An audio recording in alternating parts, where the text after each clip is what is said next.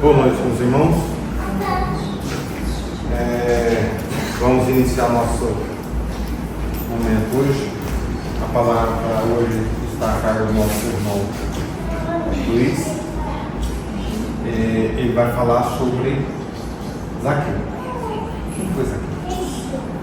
E pensando nisso, nós temos do livro Fonte Viva de Chico Xavier, no capítulo 58, discípulos. E qualquer que não levar a sua cruz e não vier por mim, não pode ser meu discípulo. Jesus, Lucas capítulo 14, versículo 27. Os círculos cristãos de todos os matizes permanecem repletos de estudantes que se classificam no discipulado de Jesus, com inexcedível entusiasmo verbal, como se a ligação legítima com o Mestre estivesse circunscrita a problemas de palavras. Na realidade, porém, o Evangelho não deixa dúvidas a este respeito. A vida de cada criatura consciente é um conjunto de deveres para consigo mesmo, para com a família de corações que se agrupam em torno dos seus sentimentos e para a humanidade inteira. E não é tão fácil desempenhar todas essas obrigações com a aprovação plena das diretrizes evangélicas. Imprescindível se faz eliminar as arestas do próprio temperamento, garantindo o equilíbrio que nos é particular. Contribui com eficiência em favor de quantos nos cercam o caminho, dando a cada um o que lhe pertence, e servir à comunidade de cujo quadro fazemos parte. Sem que nos retifiquemos, não corrigiremos o roteiro em que marchamos. Árvores tortas não projetam imagens irrepreensíveis. Se buscamos a sublimação com Cristo, ouçamos os ensinamentos divinos para sermos discípulos dele. É necessário nos disponhamos com firmeza a conduzir a cruz de nossos testemunhos e de assimilação do bem, acompanhando-lhe os passos. Aprendizes existem que levam consigo o madeiro das provas salvadoras, mas não seguem o Senhor por se confiarem à revolta através do endurecimento e da fuga. Outros aparecem seguindo o Mestre nas frases bem feitas, mas não carregam a cruz que lhe toca, abandonando-a à porta de vizinhos e companheiros.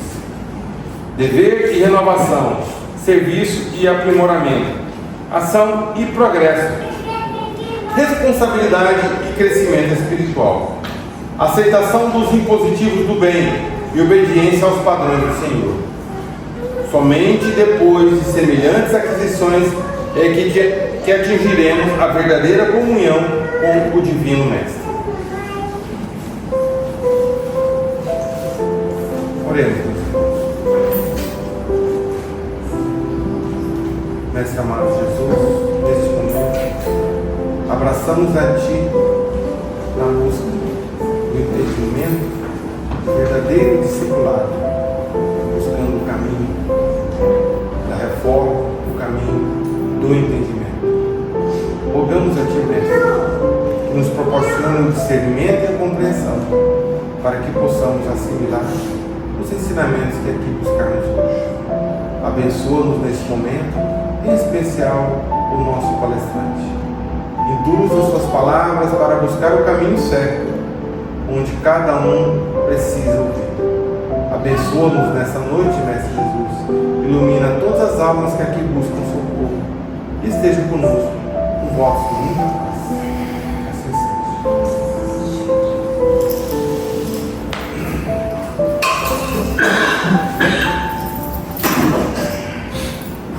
Boa noite a todos.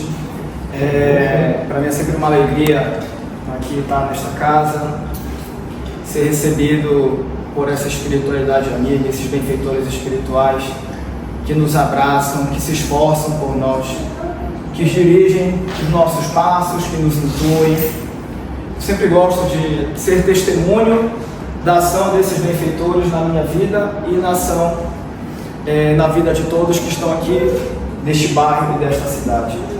Por isso eu sempre dou esse testemunho e reafirmo sempre que eu posso, como gratidão pelas bênçãos que eles nos oferecem, pela virtude que eles acrescentam às nossas vidas. Hoje eu diria que nós faremos um pouco daquilo que Zaqueu fez. Eu acredito que a casa espírita é como se fosse um galho daquela árvore que Zaqueu subiu para enxergar Jesus. A casa espírita, ela tem essa função. Ela permite que subamos e nos agarremos em um dos seus galhos para que possamos aprender um pouco sobre o Mestre. Essa é a função da nossa casa. Mas para enxergar Jesus, podemos enxergá-lo apenas fisicamente, mas também podemos enxergá-lo, e é assim que ele deseja, espiritualmente. A jornada de Zaqueu é uma jornada espiritual. Sobretudo, o encontro que ele teve com Jesus deu-se para, acima de qualquer situação, na dimensão espiritual. Hoje vamos falar de Zaqueu, essa figura memorável que atravessou os séculos e ficou registrado de modo indelével no Evangelho. Zaqueu, o publicano, o chefe dos publicanos, o chefe dos coletores de impostos na cidade de Jericó.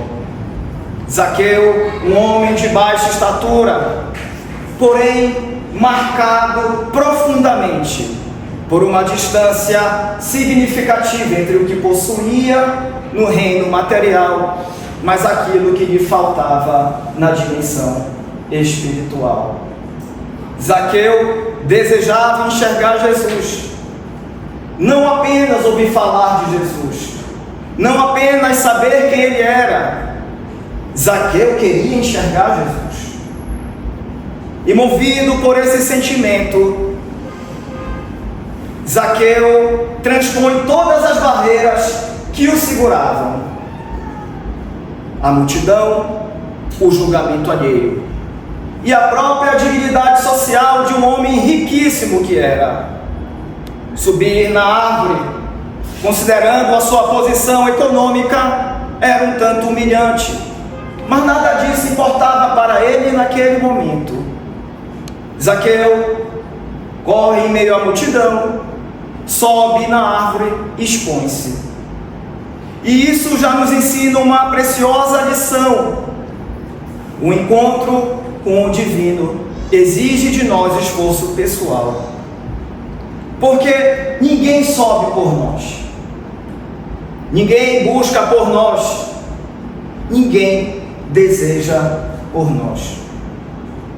Mas para compreendermos bem esta figura memorável, convido a todos aqui presentes a fazermos uma imersão na história, a entender o contexto histórico no qual Zaqueu estava inserido.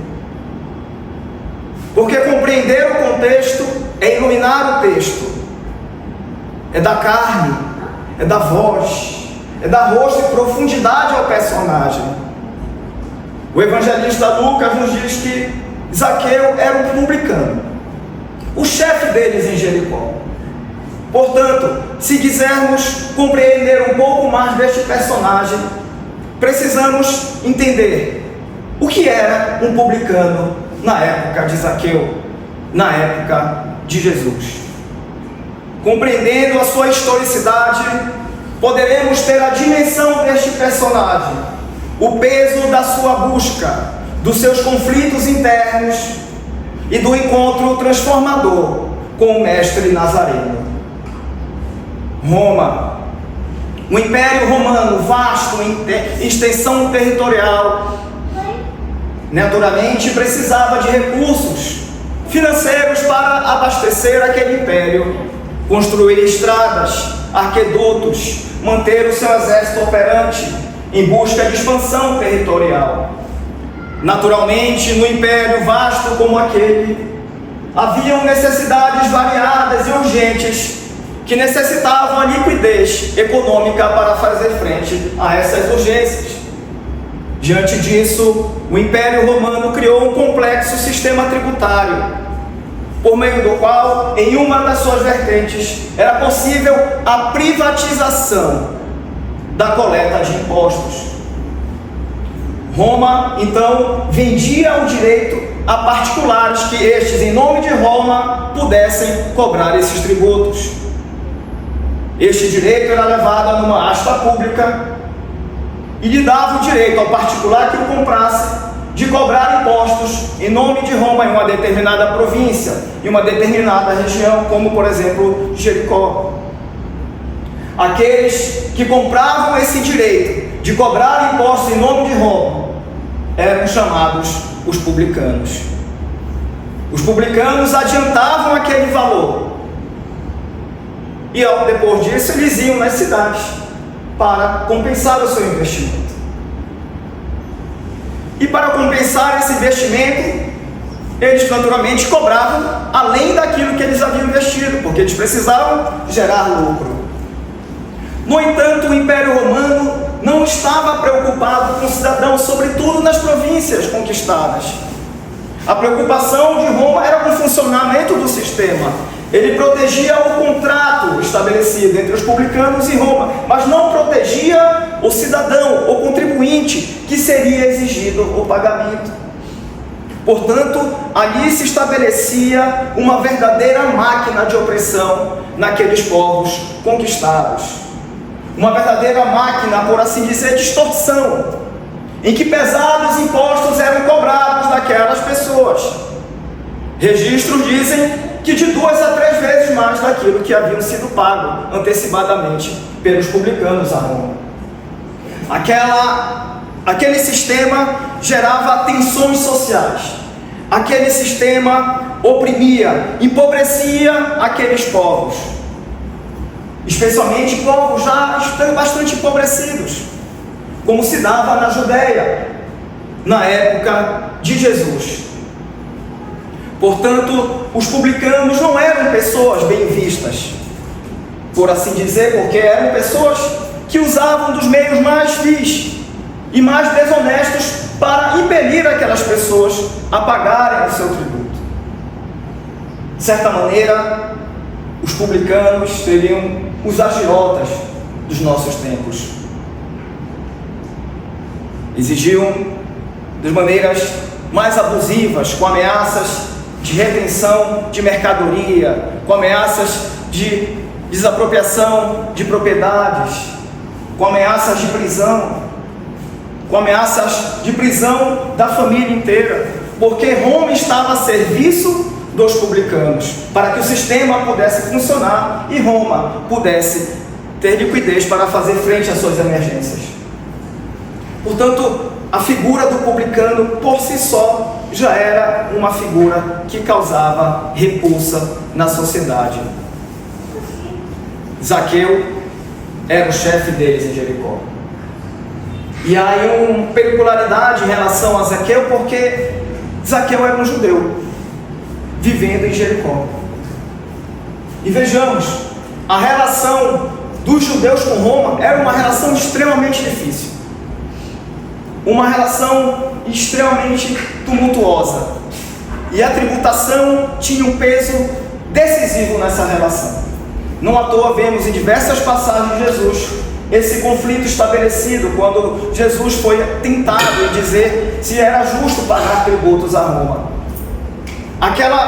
Aquele retrato demonstra como essa questão ela era latente naquela sociedade, porque a exigência de tributo por Roma em face dos judeus era o reconhecimento da submissão daquele povo diante de um império pagão, diante de um império que acreditava em vários deuses, diante de um império que era idólatra, ou seja, uma cultura absolutamente divergente do povo judeu.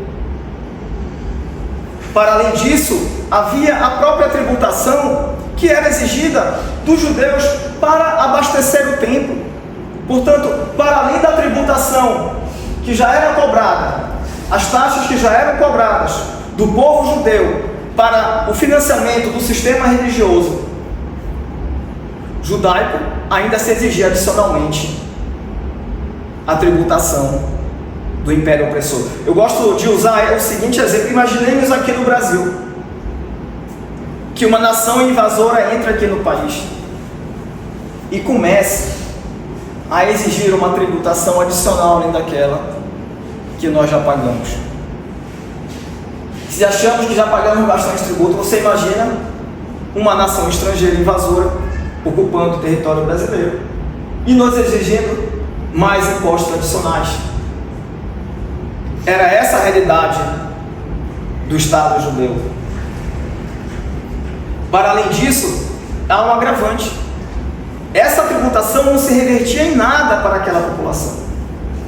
Era uma tributação que só empobrecia cada vez mais aquela população. Era um tributo, inclusive no tempo de Herodes. Com esta tributação, ele enriquecia outras cidades que não a própria Judéia. A realidade era tão latente e esse empobrecimento ele era algo tão vigoroso que comitivas de judeus eram realizadas direto a Roma para questionar o imperador diante da pesada tributação. Da pesada tributação. Agora vejamos, para além da tributação, para além desse viés econômico cruel, há um outro viés de ordem religiosa. Para os judeus era inaceitável que na moeda de Roma estivesse lá a figura do imperador, porque eles repugnavam a idolatria. Mas para além disso, vejamos, os judeus, a tradição do povo judeu era de que eles eram o povo escolhido por Deus. Como o povo escolhido por Deus podia se encontrar naquela situação? Como o povo de Deus poderia ser subjugado por um povo pagão? Como isso era possível? Isso explica, de certa maneira, a ascensão dos fariseus. Porque, de certa maneira, aquela opressão e a impotência diante dessa opressão fazia com que eles pensassem que talvez eles estivessem sendo oprimidos por estarem em falta com Deus, por não estarem cumprindo adequadamente os seus mandamentos. E por isso o apego dos fariseus às formas, aos rituais. Porque se você se sente oprimido, você não tem arma, a sua única arma é a fé. E essa fé os levava a um radicalismo, um apego excessivo à ritualística. Aquilo era muito sério dentro da população judia. Imaginemos agora Zaqueu diante disso. Zaqueu era um judeu que trabalhava em favor do opressor. Os publicanos, judeus, eram cidadãos que trabalhavam em favor do opressor. E aí eu faço uma outra analogia. Imaginemos que tenhamos um amigo e de repente esse amigo começa a trabalhar ao lado daquele que quer nos prejudicar, ou daquela que quer nos prejudicar. E esse amigo que a gente considerava um grande amigo começa a trabalhar contra nós. O que nós vamos imaginar desse amigo? Que ele é um traidor. Por isso que os publicanos eram tão odiados naquela época, que em termos de aversão social do povo judeu, eles só perdiam para os leprosos. E talvez porque existia o risco de contaminação efetiva, mas os publicanos, eles eram considerados impuros. Quem tivesse contato com os publicanos, o judeu que tivesse contato com os publicanos, ele era considerado impuro. Então percebemos aí a grandiosidade do Mestre Jesus também, de lidar com essas pessoas, de afrontar esta cultura de rejeição, essa cultura de exclusão. O Mestre foi extremamente corajoso. Corajoso porque andar com os publicanos era legitimar a opressão do povo judeu. Era a legitimação da opressão do povo judeu. Jesus foi muito corajoso. Então Zaqueu, ele é essa figura. Mas ele não é só um publicano qualquer. Ele é o chefe deles. Na cidade mais forte da Judéia, economicamente falando, Jericó. Como se fosse São Paulo, por assim dizer. É como se tivesse um posto da Receita Federal privado dentro de Jericó. E o chefe dele, o chefe desse posto era Zaqueu. Por isso que é um homem riquíssimo. Isso está no... O evangelista Lucas toca nesse ponto. Ele não era um homem rico, ele diz, era um homem riquíssimo. Jericó era uma cidade, polo, em que passavam as caravanas que se dirigiam para Jerusalém pelo menos 3 vezes no ano. Todo judeu era obrigado a ir para Jerusalém pelo menos 3 vezes no ano em 3 festividades: a Páscoa, o Pentecostes e a festa dos tabernáculos. Jericó era um oásis. Em meio àquele deserto, era uma cidade onde tinha água, onde tinha comércio. Para termos a ideia, a aristocracia judaica tinha casa em Jericó. Herodes tinha uma casa de inverno. Então era uma cidade absolutamente grande para aquele período. Então Zaqueu era alguém muito importante do ponto de vista econômico e muito importante também simbolicamente por ele representar, ele simbolizar a opressão do povo judeu por parte de Roma. Então a gente começa a construir dentro desse contexto histórico a figura de Zaqueu. Quem era Zaqueu? Zaqueu era um publicano. Zaqueu, na sistemática da cobrança de impostos, ele precisava cobrar mais para garantir o seu lucro. Só que se fosse ainda exigido uma quantia um pouco maior, mas os registros históricos dizem que eram cobrados 2, 3 vezes mais, de um povo já extremamente empobrecido. Extremamente empobrecido. E é importante porque a importância da passagem de Zaqueu dentro do texto dele, porque ele ganha importância. Um homem riquíssimo. Porque Zaqueu já não estava mais satisfeito com ele mesmo. Há muito tempo. Há muito tempo Zaqueu já estava em conflito consigo mesmo. A verdade é que Zaqueu nunca esteve em paz consigo mesmo. Aquela situação de ser a figura, a simbolização da figura que oprimia o seu próprio povo. De ser aquela figura que era considerado que extorquia o seu próprio povo. Naturalmente aquilo já estava causando uma confusão, um conflito interno dentro de Zaqueu. E é interessante porque Lucas, ele diz que Zaqueu tinha estatura baixa. E aí a gente tem um outro elemento para entender quem era Zaqueu. Lucas fala em estatura baixa numa sociedade que não era alta. Era uma média de altura de 1,55 a 1,65. Então, quando Lucas diz que ele tinha estatura baixa, isso tem um simbolismo muito forte. Ele era muito baixo dentro daquela sociedade. E uma sociedade, naturalmente, que valorizava a complexão física, por ser uma sociedade cujo trabalho, de um modo geral, exigia de si força física. E talvez aquilo representasse para Zaqueu mais um fator de exclusão.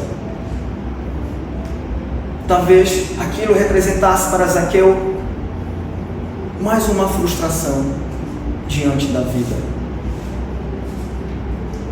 E quando a gente se frustra diante da vida, quando a gente sente esse deslocamento imposto pela rejeição social, a gente quer preencher aquele vazio. A gente quer preencher aquele espaço. Porque a gente quer se sentir pertencente a algo. E normalmente a gente quer se sentir pertencente a tudo que está fora da gente. E talvez Zaqueu, nesse sentimento de se sentir parte de algo, de se sentir parte da sociedade, de se sentir importante, de buscar mostrar para o mundo que apesar da sua estatura, ele era gigante por dentro. E buscou na riqueza material uma forma de demonstração da sua força. Algo que é comum entre nós. Diante das nossas frustrações, o desejo de estar entre as pessoas com grandes riquezas, o desejo de querer ser bem quisto entre as pessoas com beleza, cometemos excessos. Tudo para se fazer parte de algo, se fazer parte de uma determinada classe social, de sentir parte de uma determinada classe de pessoas.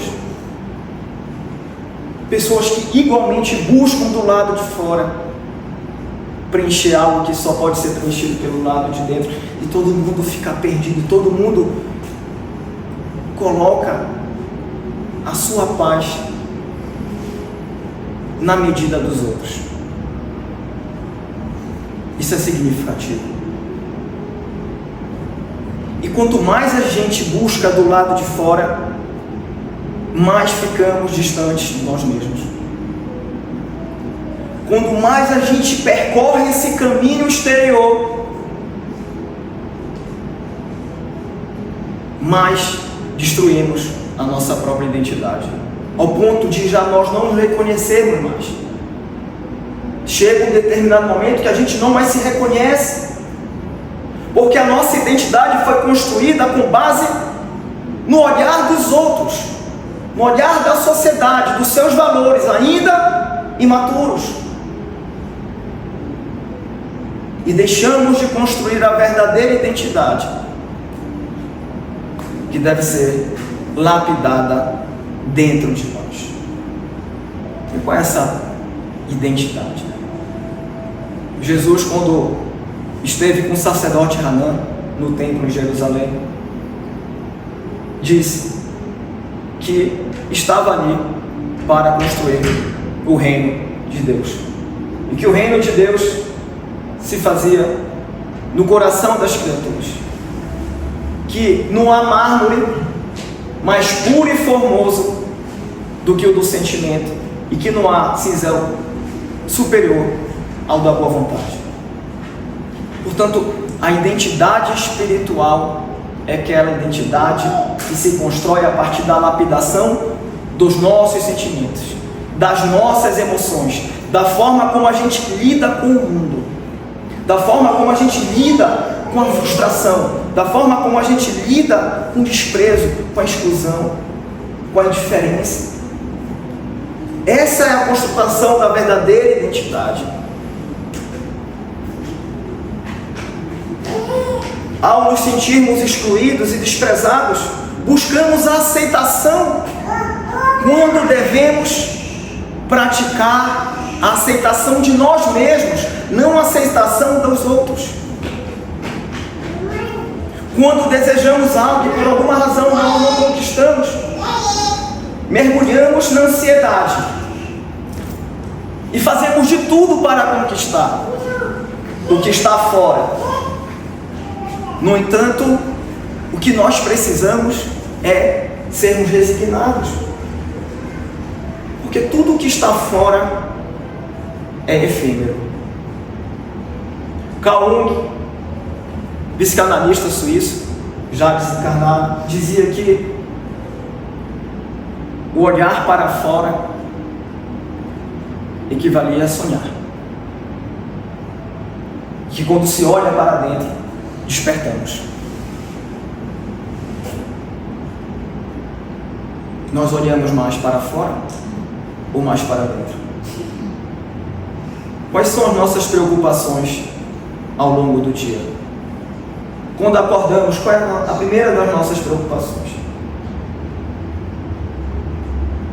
com trabalho, com a edificação das nossas riquezas materiais, problemas de relacionamento, problemas com nossos filhos, com nossos pais, com nossa família, com nossos amigos. Quais são as preocupações que nos assaltam? O que seria edificar o reino de Deus em nossos corações? É o autoconhecimento. O autoconhecimento. A oração. A oração baseada na reflexão. A oração baseada na aceitação de quem somos, das nossas potencialidades. A oração em fazer com que enxergamos dentro de nós as nossas dificuldades e pedir para Deus nos ajudar a lidar com aquelas dificuldades naquele dia. E não tanto nos preocuparmos com o que está fora, porque o que está fora não vai preencher o que está faltando dentro de nós. É interessante que Jesus caminhava em direção a Jerusalém, passa por Jericó, atravessa Jericó. Aquela seria a última viagem de Jesus antes da sua crucificação, na sua última viagem a Jerusalém antes da crucificação. Interessante esse registro histórico, que muito provavelmente Jesus já ouvira falar de Zaqueu, e certamente Zaqueu já ouvira falar de Jesus, porque Jericó era uma passagem, para quem vinha da Galiléia, Jesus era da Galiléia, e o próprio Lucas diz, capítulo 2, versículo 41, que os pais de Jesus sempre iam para a festa de Páscoa. Portanto, se eles iam, sempre iam para a festa de Páscoa, e era uma obrigação de todos os judeus ir à festa de Páscoa. E vindo da Galiléia, você passar por Jericó, naturalmente você sabia que era o homem mais rico da cidade, ou um dos homens mais ricos da cidade. E de igual maneira, na sua peregrinação messiânica, Zaqueu sabia quem era Jesus, ou pelo menos ouvira falar a respeito dele. Isso é importante. Isso é importante. Em meio à multidão, Zaqueu ouve falar que Jesus estava passando por ali e deseja encontrá-lo.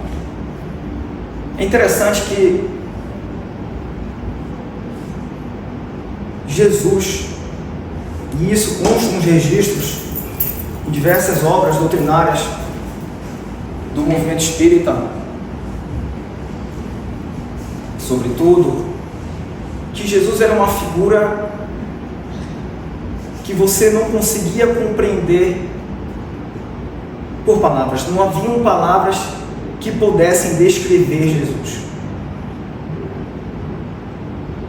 Não havia palavras que pudessem descrever Jesus.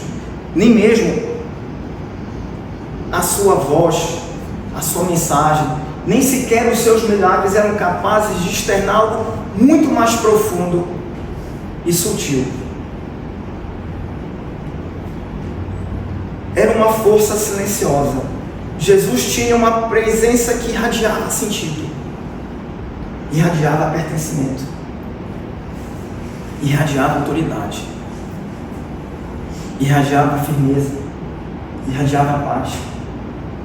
Consta na obra Boa Nova que André e Pedro, quando foram convidados para acompanhar Jesus, eles aceitaram o convite e eles falam que eles não sabem por que eles estão aceitando, mas era uma força tão poderosa que vinha do Mestre, que eles simplesmente aceitaram, sem saber precisamente por quê.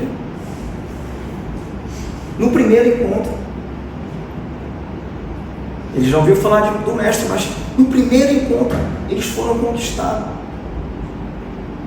O poder do Mestre é um espírito crístico.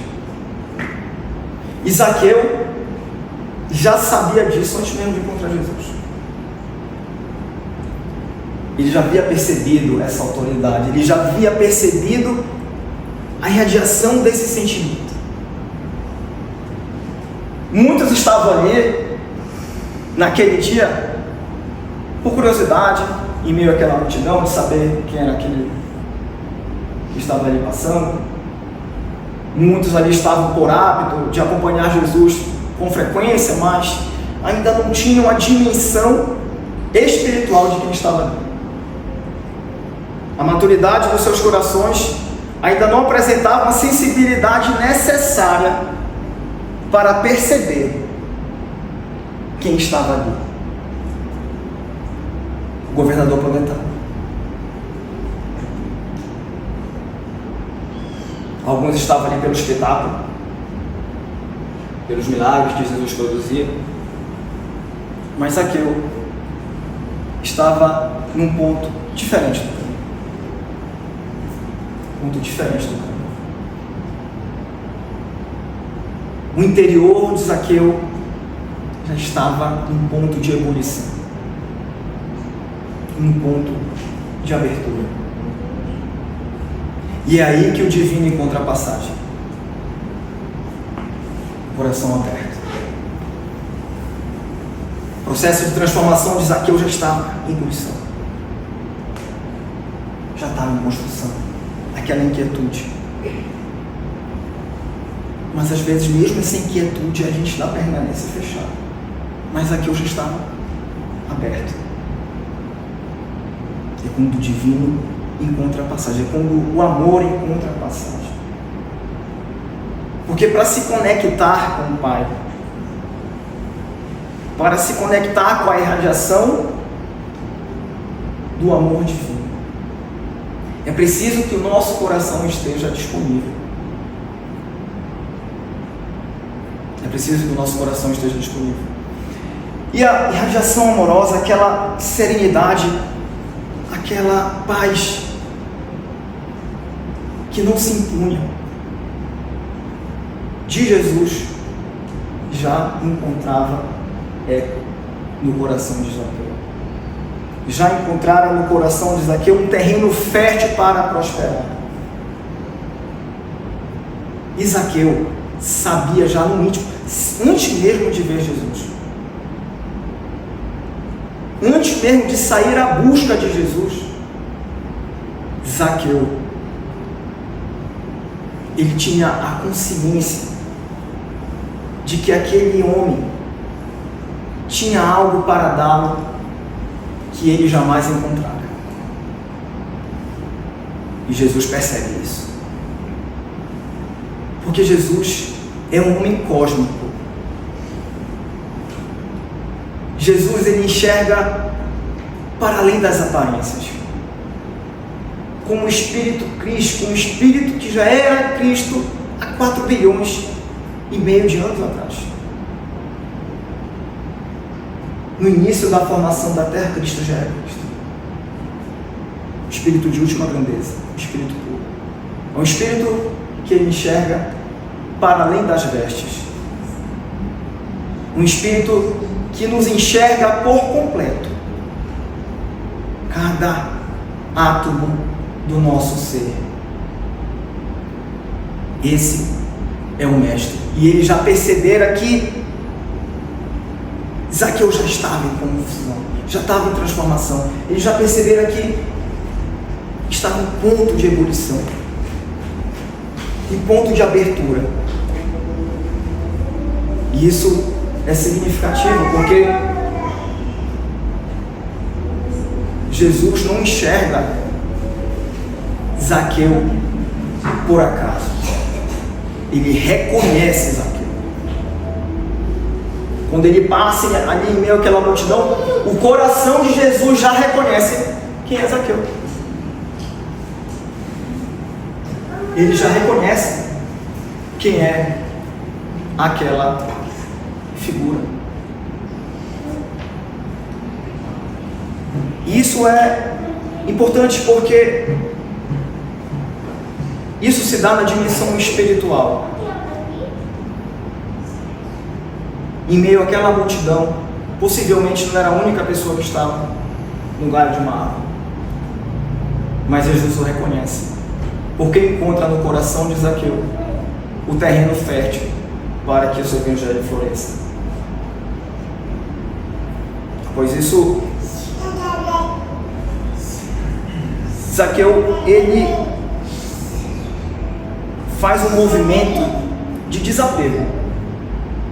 Zaqueu é um homem riquíssimo, e ele faz esse movimento de desapego, porque ele decide ignorar os olhares alheios, ele decide se desvencilhar das vestes do orgulho e sobe naquela árvore, porque no fundo ele tinha a consciência de que Jesus iria salvá-lo.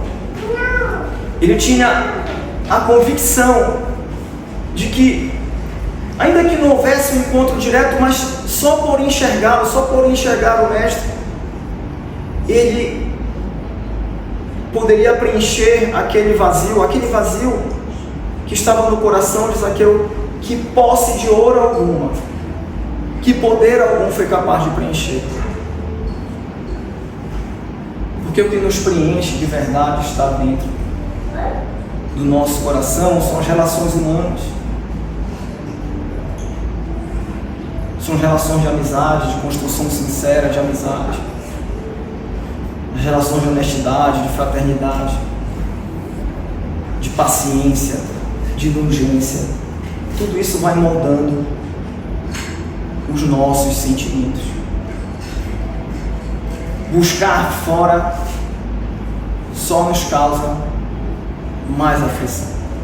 Construir uma identidade fora é destruir uma identidade que precisa ser realizada dentro de nós. E é interessante que hoje nós vivemos na era das redes sociais, na era do Instagram, em que se criam personagens absolutamente distantes da realidade daquelas pessoas. E está ali por like, né? por dopamina. Então você vai criando um cenário de distanciamento das pessoas de si mesmas. E quanto é difícil você romper com isso. O quão é difícil você romper essas amarras. Dizer para alguém que tem ali 1 milhão, 2 milhões de seguidores, que constrói uma imagem distante, de se dizer para essa pessoa viver a sua própria vida, não a vida que ela projeta para os outros. É desafiador. Queremos o carro do ano para nos sentir pertencentes aos olhos do outro. Queremos o iPhone do ano. Queremos tudo o de melhor. E se a gente perceber, porque a gente quer a validação do outro. É a busca incessante por validação. É a busca incessante por validação. O nosso mundo caminha nessa direção. O caminho da validação, o caminho de uma construção de identidade que com o desencarne desaparece por completo. E aí é interessante porque quando a gente desencarna e as obras espíritas estão ricas dessas informações, as pessoas não se reconhecem. Numa dimensão espiritual, em que a identidade que nós construímos lá de fora não tem menor relevância, quando elas se defrontam com aquilo que elas criaram para dentro de si, elas se espantam. O que eu estou fazendo aqui nessa dimensão extrafísica? Eu mereço mais do que isso. Eu mereço muito mais do que isso.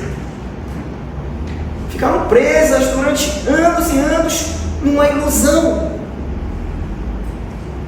Então Zaqueu, a lição de Zaqueu é muito significativa, porque ele abandona tudo aquilo.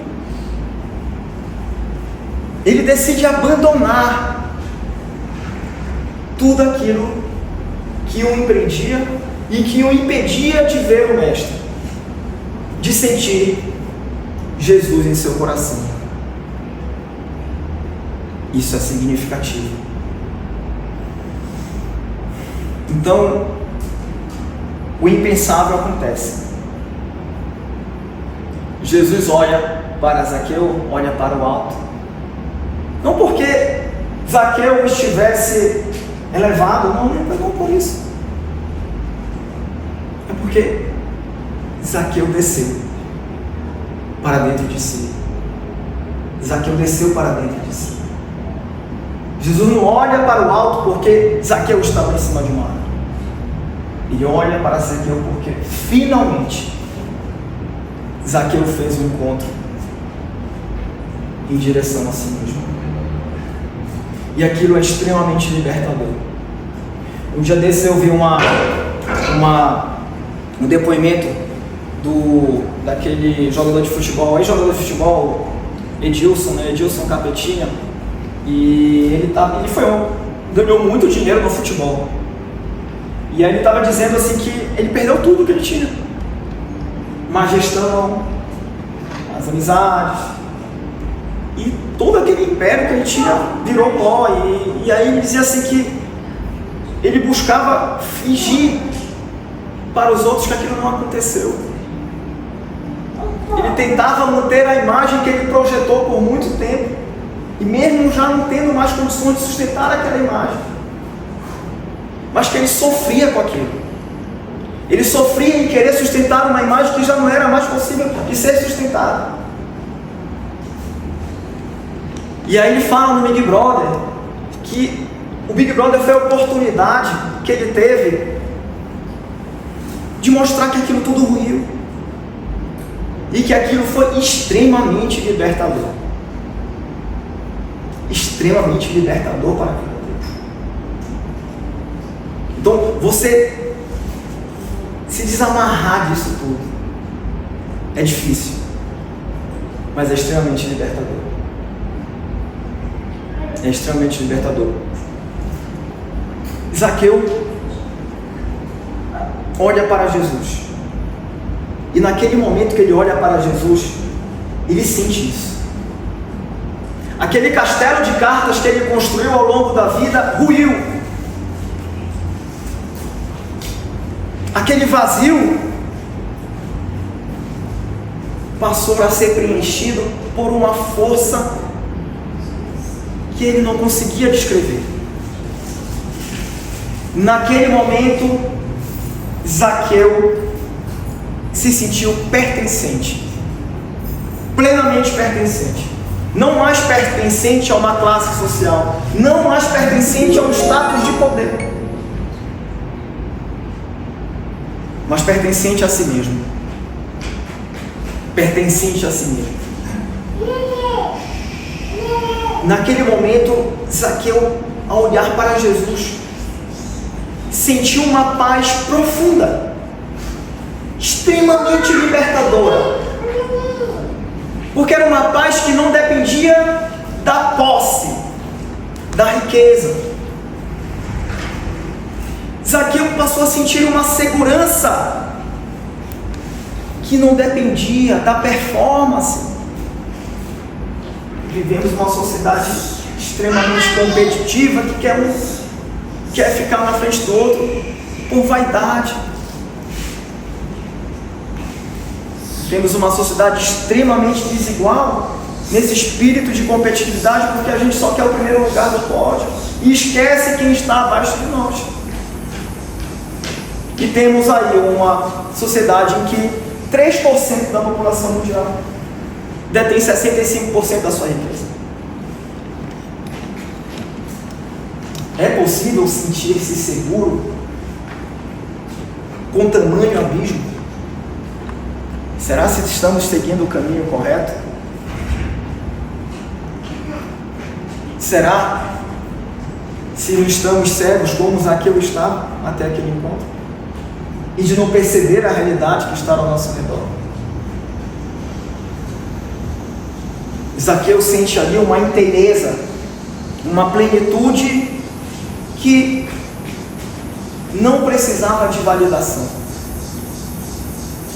O estágio de pureza emocional é quando agimos em absoluta consonância com as leis divinas. É uma fidelidade plena com a consciência divina que está dentro de nós. aquilo que foge do que está na consciência divina nos causa males. E ao perceber isso, a gente quer voltar para isso. Quando a gente chega nesse estágio de consciência, nós não nos afetamos com mais nada. Não sentimos mais raiva, não nos frustramos, não sentimos qualquer tipo de dor de ordem emocional. Essa é a pureza do espírito. É a pureza de um espírito pleno dentro de si. Há um longo caminho para chegar até lá. Sem dúvida, há um longo caminho para chegarmos até lá. Mas nós vamos chegar com paciência, sem pular etapas. Sem pular etapas. Respeitando quem somos ainda. A natureza não dá saltos, a evolução não dá saltos. E ainda estamos muito mais perto do início do que do fim. É interessante porque, às vezes, eu vejo assim que a religião, né, ela tenta de uma maneira fazer com que, numa única vida, na percepção espírita, possamos dar um salto evolutivo gigantesco. Possamos dar o salto que Paulo deu. E aí começamos a nos comparar. Mas são comparações que não são justas. Porque nós não sabemos a dimensão espiritual de Paulo naquele momento. O processo de transformação que já acontecia dentro dele. E cada um tem o seu tempo. Cada um tem o seu processo de transformação. Cada um vai chegar lá no tempo que lhe é adequado. Mas é importante nesse processo, porque assim, é difícil, e eu acho que não é salutar que criemos uma ansiedade nesse processo. Eu tenho que fazer isso, eu tenho que ser isso, porque isso não é algo natural. Mas eu acredito que um esforço que nós podemos fazer para que isso se dê de uma forma natural. Porque eu posso dizer assim, você tem que fazer o bem, você tem que doar os seus bens. Zaqueu doou os bens porque já está transformado. Ele não doou os bens para se transformar. E a gente quer doar para se transformar. E a gente se desilude quando chega nas dimensões espirituais. Nós fizemos tudo, mas fizemos sem estarmos transformados. Não era algo que veio naturalmente de dentro. E eu acredito que aquilo que vem naturalmente de dentro é o processo de autoconhecimento. É de saber quem somos e cultivar a empatia. Eu acredito que é uma lição básica e que todos nós podemos fazer. O autoconhecimento, saber quem somos, as nossas dificuldades, os nossos espinhos, e cultivar a empatia e pensar: os meus espinhos ferem? É legal que os meus espinhos firam as outras pessoas? Eu gostaria de ser ferido? E fazer paulatinamente esse processo de autoconhecimento e de exercício da empatia. E ao fazer isso naturalmente vai gerar resultados. A gente tem que preparar a terra. A gente quer colher antes do tempo. A gente quer semear no concreto. A gente tem que arar a terra do nosso coração, para que os frutos sejam legítimos, para que os frutos sejam verdadeiros, para que a transformação seja verdadeira, porque senão nós nos igualaremos aos fariseus da época de Jesus. Enquanto que Jesus via muito mais verdade num publicano que explorava os outros, mas que dentro dele já estava algo que ele não aguentava mais, do que um fariseu legalista. Essa é a dimensão das coisas. Jesus aponta o caminho. Jesus diz onde é que a gente tem. Não é rezando muito, não é fazendo práticas ritualísticas, é se aceitar, é se abrir, de forma natural, mas com esforços pontuais, no sentido de autoconhecimento. É muito difícil você mudar uma característica sua de uma hora para outra. Às vezes você leva milênios para fazer isso, mas se você já identificar em si que aquilo já existe, que aquilo já incomoda. É possível que antes disso você todos os dias incomodasse alguém. Agora você, ao longo de um ano, pelo menos um dia você já não incomoda. No ano seguinte, 2 dias a menos. Depois, 3 dias a menos. Mas você já começa a perceber isso.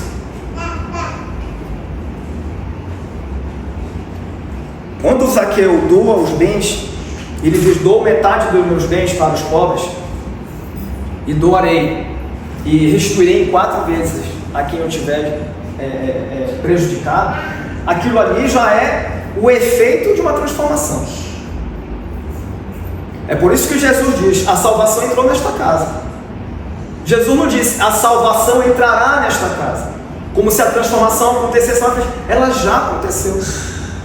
Por isso que ele diz: já entrou nesta casa. E quando ele diz que Zaqueu, agindo daquela maneira, se comporta como filho de Abraão, porque, e aí a dicotomia, porque a sociedade aristocrática, farisaica, legalista, entendiam que eles eram os verdadeiros filhos de Abraão. E Jesus diz: tu és um filho de Abraão, ou um publicano. Um publicano, o chefe deles. Tu és filho de Abraão. Tu és filho de Abraão.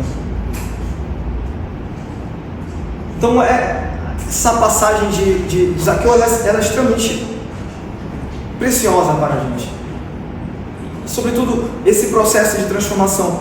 Porque quando esse processo de transformação está em curso, quando a gente se abre verdadeiramente, o amor encontra passagem. O vazio está apto para ser preenchido.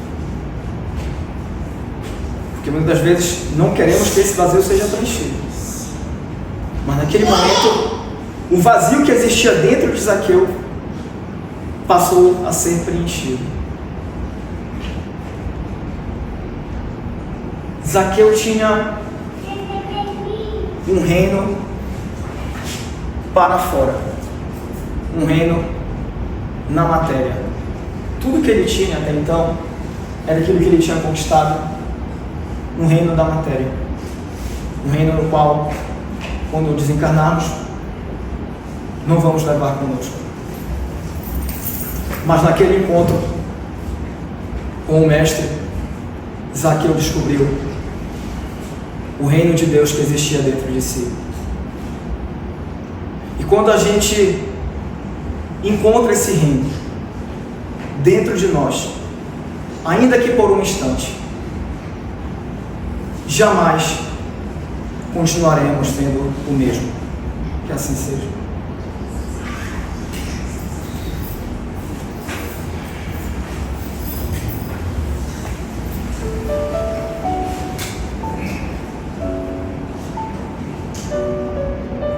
Obrigado, Senhor, por esta oportunidade de aprender um pouco com o nosso amigo Zaqueu, de aprendermos no seu processo de transformação, de aprendermos no seu processo de renúncia, no seu processo de aceitação. Possamos, Pai, levar a lição de Zaqueu para casa dos nossos sentimentos. Que possamos, Pai, nos desvencilharmos das amarras que nos impedem de te ver e de te sentir verdadeiramente.